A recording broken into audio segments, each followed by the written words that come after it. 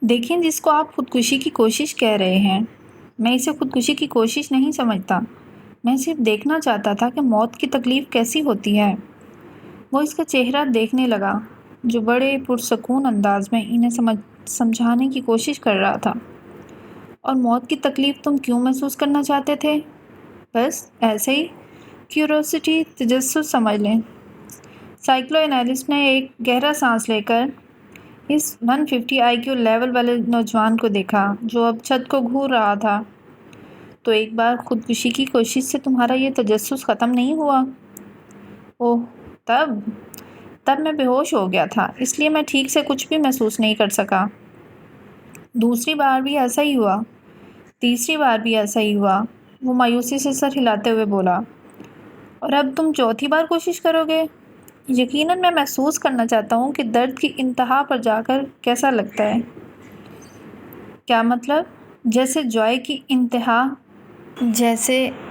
کی انتہا ایکسٹیسی ہوتی ہے، مگر سمجھ میں نہیں آتا کہ خوشی کی اس انتہا کے بعد کیا ہے۔ اسی طرح درد کی بھی کوئی انتہا ہوتی ہوگی جس کے بعد آپ کچھ بھی سمجھ نہیں سکتے، جیسے ایکسٹیسی میں آپ کچھ بھی نہیں سمجھ سکتے۔ میں نہیں سمجھ سکا۔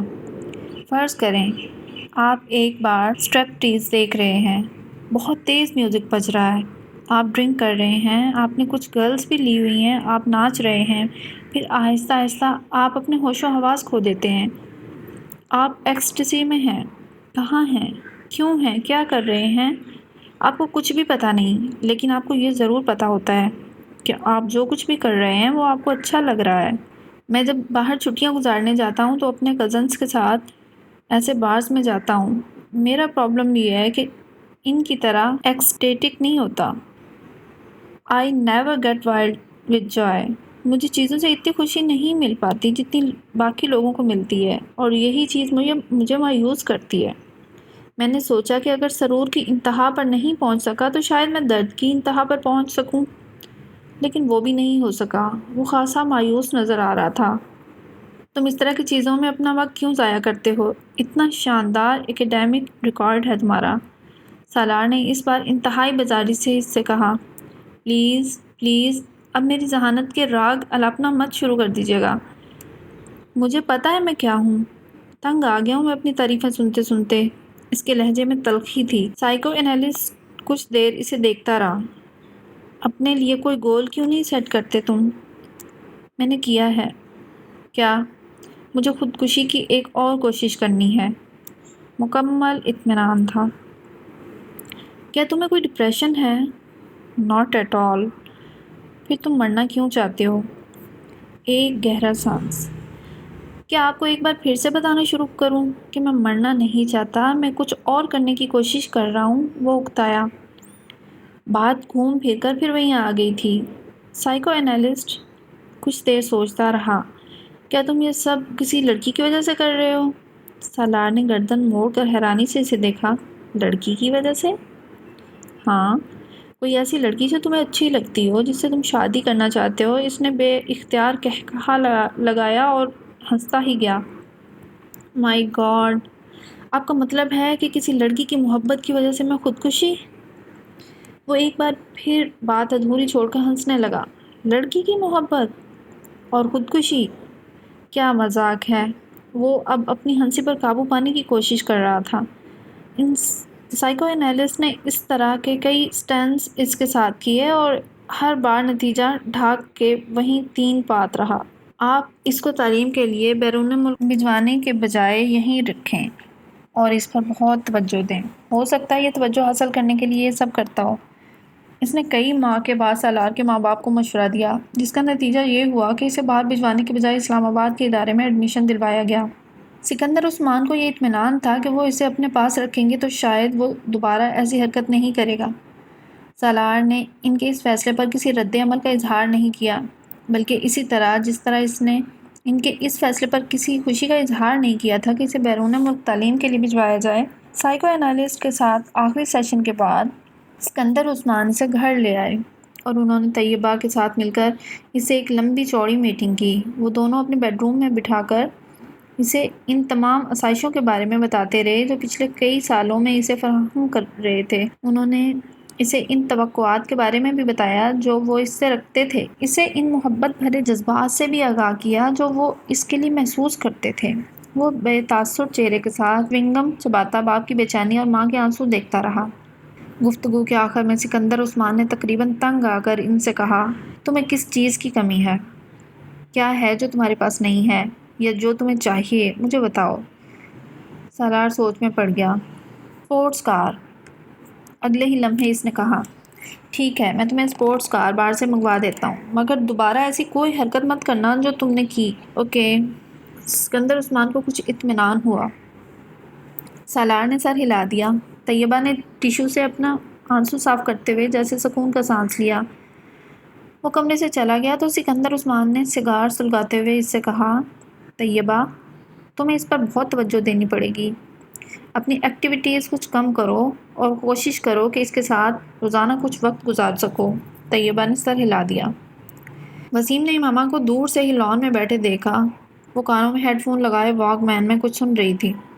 وسیم دبے قدموں اس کی پشت کی جانب سے اس کے عقب میں گیا اور اس کے پاس جا کر اس نے یکدم امامہ کے کانوں سے ہیڈ فون کے تار کھینچ دیے۔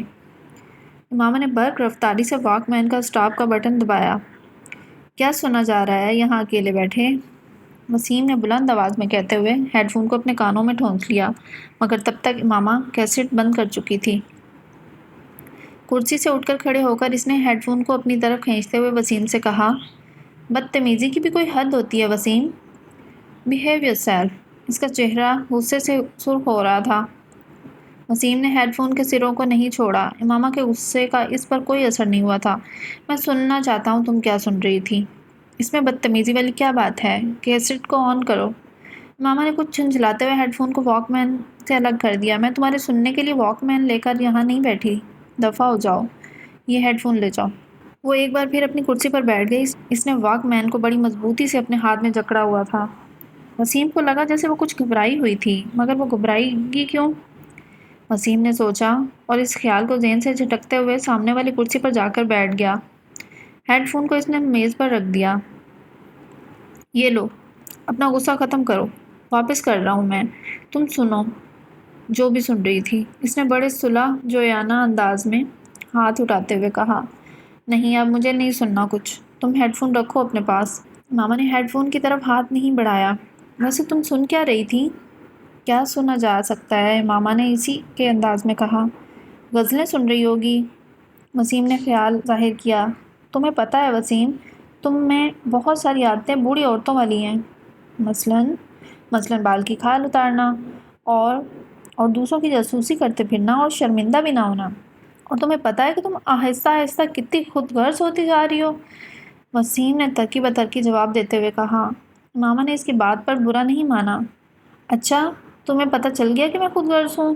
اس بار اس نے مسکراتے ہوئے کہا، حالانکہ تم جتنے بے وقوف ہو میں یہ سوچ بھی نہیں سکتی تھی کہ یہ نتیجہ اخذ کر لو گے۔ تم اگر مجھے شرمندہ کرنے کی کوشش کر رہی ہو تو مت کرو، میں شرمندہ نہیں ہوں گا۔ وسیم نے ڈھٹائی کا مظاہرہ کرتے ہوئے کہا، پھر بھی ایسے کاموں کی کوشش تو ہر ایک پر فرض ہوتی ہے۔ آج تمہاری زبان کچھ زیادہ نہیں چل رہی؟ وسیم نے اسے غور سے دیکھتے ہوئے کہا، ہو سکتا ہے نہیں، ایسا ہی ہے، چلو اچھا ہے۔ وہ چپ شاہ کا روزہ تو توڑ دیا ہے تم نے جو اسلام آباد آنے پر تم رکھ لیتی ہو۔ امامہ نے غور سے وسیم کو دیکھا، کون سا چپ شاہ کا روزہ؟ تم جب سے لاہور گئی ہو خاصی بدل گئی ہو۔ مجھے اسٹڈیز کا بہت بوجھ ہوتا ہے۔ سب پر ہوتا ہے ماما، مگر کوئی بھی اسٹڈیز کو اتنا سر پر سوار نہیں کرتا۔ وسیم نے اس کی بات کاٹتے ہوئے کہا، چھوڑو اس فضول بحث کو، یہ بتاؤ تم آج کل کیا کر رہے ہو؟ ایش؟ وہ اسی طرح کرسی جھلاتا رہا، یہ تو تم پورا سال ہی کرتے ہو، میں آج کل کے خاص مصروفیت کا پوچھ رہی ہوں۔ آج کل تو بس دوستوں کے ساتھ پھر رہا ہوں۔ تمہیں پتہ ہونا چاہیے کہ پیپرز کے بعد میری مصروفیات کیا ہوتی ہیں۔ سب کچھ بھولتی جا رہی ہو تم۔ وسیم نے افسوس بھری نظروں سے کہا، میں نے اس امید میں یہ سوال کیا تھا کہ شاید اس سال تم میں کوئی بہتری آ جائے، مگر نہیں، میں نے بیکار سوال کیا۔ ماما نے اس کے تبصرے کے جواب میں کہا، تمہیں پتہ ہونا چاہیے کہ میں تم سے 1 سال بڑا ہوں، تم نہیں، اس لیے اب اپنی ملامتی تقریر ختم کر دو۔ وسیم نے اسے کچھ جتاتے ہوئے کہا، یہ ساتھ والوں کے لڑکے سے تعلقات کا کیا حال ہے؟ ماما کو اچانک یاد آیا، چوچو سے؟ بس کچھ عجیب سے ہی تعلقات ہیں۔ وسیم نے کندھے اچکاتے ہوئے کہا، بڑا عجیب سا بندہ ہے، موڈ اچھا ہے تو دوسروں کو ساتویں آسمان پر بٹھا دے گا، موڈ خراب ہے تو سیدھا گٹر میں پہنچا دے گا۔